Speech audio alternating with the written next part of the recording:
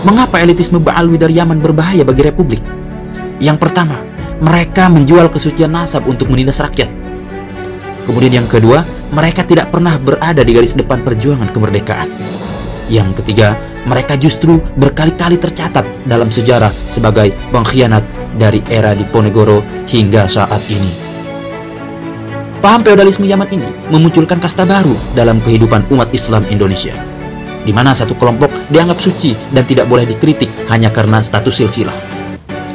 Sebelum bangsa ini dilumpuhkan dari dalam, segera ambil tindakan tegas terhadap aktor-aktor penyusup dalam lingkaran kekuasaan yang melindungi struktur dominasi Yaman. Ini bukan soal ras atau agama, tapi keutuhan bangsa. Narasi ini bukan anti-Yaman, bukan anti-Islam, bukan anti-Habib. Ini adalah bentuk kritik terhadap struktur dominasi yang tak adil dan menyusup ke dalam tubuh negara dengan memanfaatkan sentimen keagamaan dan mitos nasab. Kita mencintai Islam, kita menghormati ulama, tapi kita juga tahu bahwa Islam datang ke Nusantara bukan untuk menciptakan kasta, melainkan untuk membebaskan manusia dari penindasan. Pak Prabowo, jangan biarkan nama Anda diingat sebagai presiden yang dikelilingi pengkhianat sejarah. Bangkitlah bersama rakyat, bersihkan kabinet dari elitisme yang sudah ratusan tahun menghisap tenaga bangsa ini. Sahabat Akang Sepuh channel Sahabat Petani Kampung yang berbahagia, kita tidak menolak keturunan Yaman, tidak pula membenci siapapun karena darah dan silsilahnya. Tapi kita wajib melawan dominasi yang mengatasnamakan keturunan untuk menindas rakyat, untuk mengendalikan agama, dan untuk merongrong negara dan bangsa. Kita anak cucu para ulama pejuang. Kita adalah warisan darah Diponegoro, Mbah Hasyim Asy'ari, Mbah Wahab Hasbullah, dan para muassis Nahdlatul Ulama yang berdiri tegak membela tanah air, bukan menjualnya atas nama Habibisme palsu. Sekarang adalah waktunya kita bersatu, santri, prajurit, komandan, petani, pemuda, dan rakyat biasa. Kita kawal Presiden Prabowo agar tidak dikelilingi pengkhianat. Kita bela NKRI dari infiltrasi elitisme asing, dan kita nyalakan kembali semangat perlawanan dari bumi Nusantara yang merdeka, adil, dan berdaulat. Ini belum apa-apa, saya akan komandokan seluruh ibu Indonesia, khususnya yang berada di Indonesia Timur. Bapak tahu kan bagaimana anak Indonesia Timur kalau lagi demo bagaimana kan? Lucu juga, untuk bahan ketawa boleh, kita jangan ikut pecah belah itu adalah kegiatan mereka-mereka yang tidak suka sama Indonesia. Dari ratusan tahun Diveda et Impera itu adalah taktik strategi untuk memecah belah umat dan bangsa Indonesia.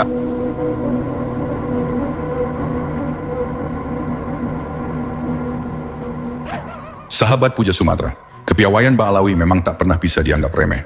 Dari masa ke masa, mereka lihai memainkan narasi rekognisi identitas, terutama dalam pencitraan sebagai keturunan Nabi. Di masa kolonial, ketika konflik sengit meletus antara Ba'alawi dan kelompok pembaharu seperti Al-Irsyad, strategi Ba'alawi adalah bermanuver, merapat ke Nahdlatul Ulama, dan berbagai langkah taktis lainnya. Disinilah lompatan besar itu terjadi. Pengakuan sosial politik dari warga NU menjadikan Ba'alawi semakin kokoh menancapkan status zuriyah Nabi dalam benak masyarakat awam. Sahabat Puja Sumatera, namun sejarah tidak berjalan satu arah. Setelah terbongkar bahwa mereka membelokkan sejarah organisasi Jatman demi menampilkan seolah-olah merekalah pendiri spiritualnya, Jatman pun mengambil langkah tegas, memutus keterkaitan, dan menendang dominasi Ba'alawi dari tubuh organisasi.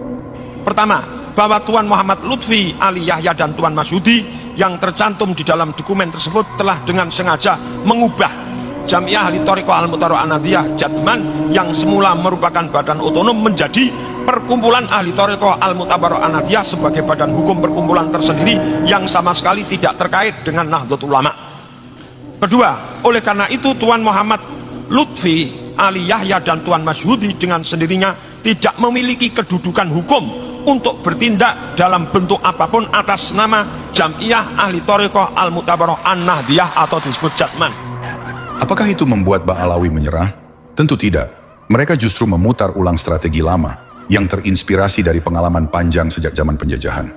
Jika dulu mereka mencari legitimasi melalui NU, kini mereka membentuk organisasi tandingan bernama Jatma, sebuah nama yang secara branding sangat mirip dengan Jatman.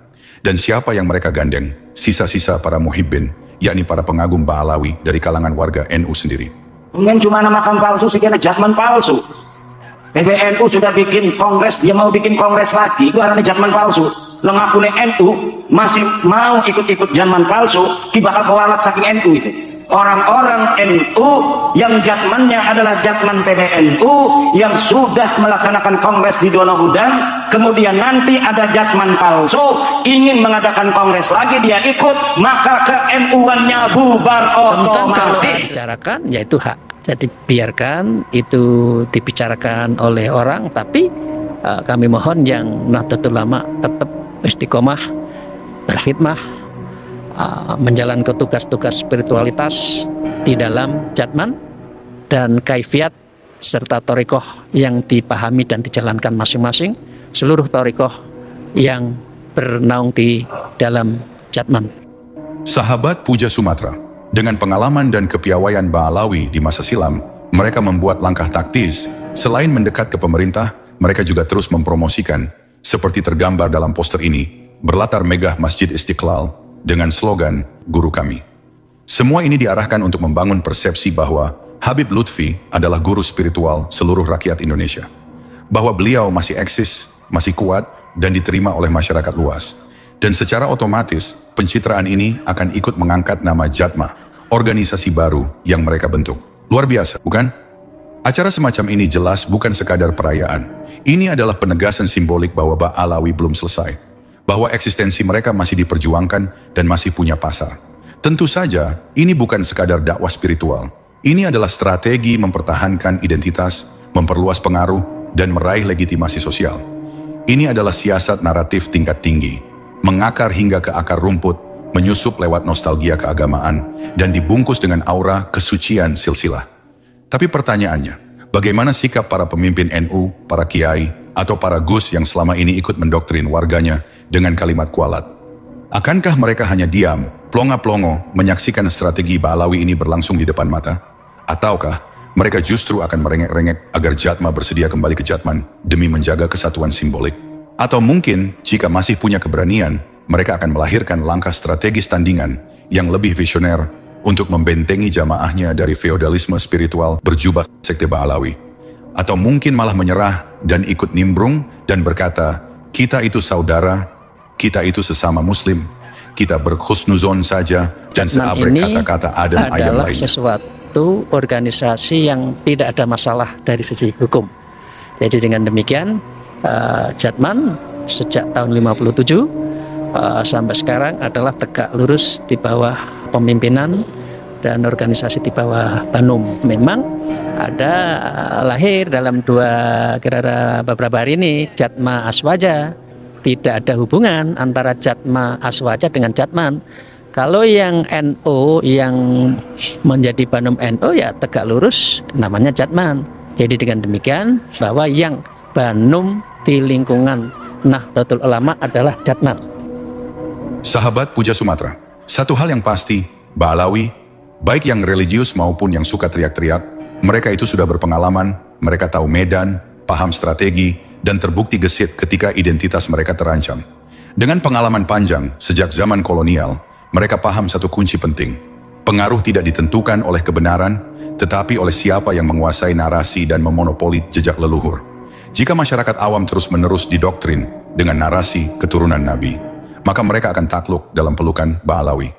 Bila jejak leluhur Nusantara perlahan dihapus dan diganti dengan jejak leluhur Ba'alawi, maka kaum pribumi akan menjadi patung di tanahnya sendiri. Hanya bisa diam dan plonga-plongo di hadapan simbolisme Ba'alawi. Sekte Ba'alawi itu di Indonesia jumlahnya mencapai puluhan juta orang. Dengan bantuan Belanda dulu, mereka diberi tempat tinggal yang dikenal sebagai Kampung Arab, menyebar dari barat sampai timur Nusantara, dan ditambah para muhibinnya. Maka tak mengherankan, dalam kontestasi sosial dan simbolik, pribumi selalu berada di pihak yang kalah. Sahabat Puja Sumatera, di tengah kebingungan warga NU yang masih menganggap bahwa mengkritik habaib adalah dosa besar, Ba'alawi terus menancapkan narasinya. Siapa yang meragukan kami akan kehilangan berkah, kualat, dan hidupnya akan sengsara. Atau kata yang lebih halus lagi, kita itu tidak ingin dihormati, tapi kita ingin sama-sama diakui baginda Nabi Agung Muhammad. Seperti itulah kira-kira. Tapi sampai kapan kita diam? Sampai kapan umat dibiarkan terjebak dalam simbol, nama dan silsilah yang mereka palsukan di Nusantara? Inilah waktunya untuk merebut kembali narasi sejarah. Karena jika tidak, anak cucu kita akan mengira bahwa agama ini atau umumnya Indonesia itu, diperjuangkan oleh jasa para petinggi-petinggi sekte Alawi. Demikianlah sahabat. Jika ada dari sahabat yang memiliki pendapat berbeda, silakan tulis di komentar dengan selalu menjaga prinsip BNBR, be nice, be respectful. Bila ada kurang dan lebihnya, kami mohon maaf. Ini belum apa-apa, saya akan komandokan seluruh ibu Indonesia, akan kami kepung rumah dia dan akan kami serang saudara, khususnya yang berada di Indonesia Timur. Bapak tahu kan bagaimana anak Indonesia Timur kalau lagi demo bagaimana kan? Kami selama ini diam, saudara-saudara. Jadi jangan mau pecah belah lah. Mau Indonesia Timur, mau Jawa, mau Sunda, ya, mau Medan, mau Aceh, mau Sumatera, mau Padang, kita semua satu saudara, betul? Saudara-saudara, kita di Indonesia, kalau berbicara etnis, ada Arab, ada India, ada Cina, semuanya orang-orang zaman dulu yang berdagang, mereka yang berdagang, orang-orang Cina ada yang kawin dengan pribumi Indonesia, betul? Betul. Orang-orang India ada yang kawin dengan pribumi Indonesia, betul? Orang-orang Arab ada yang kawin dengan pribumi Indonesia, betul? Nah, orang-orang Belanda ada juga yang kawin dengan pribumi Indonesia, betul? Jadi jangan sok paling ngomong pribumi. Semuanya siap lawan pemecah belah bangsa, siap lawan pemecah belah persatuan, siap bantai dan habisi cucu-cucu PKI, siap lawan pemecah belah habaib dan kiai, siap lawan pemecah belah umat. Sampaikan pada mereka, Fuad monyet, PKI, kami tidak peduli mau di belakangmu ada ormas-ormas monyet, ada jenderal-jenderal monyet, kami tidak peduli. Kenapa? Di belakang kami punya Allah yang maha kuasa, saudara. Allah Akbar, Allah Akbar. Siap hancur demi Islam, siap binasa demi Indonesia, siap mati dengan NKRI. Allah.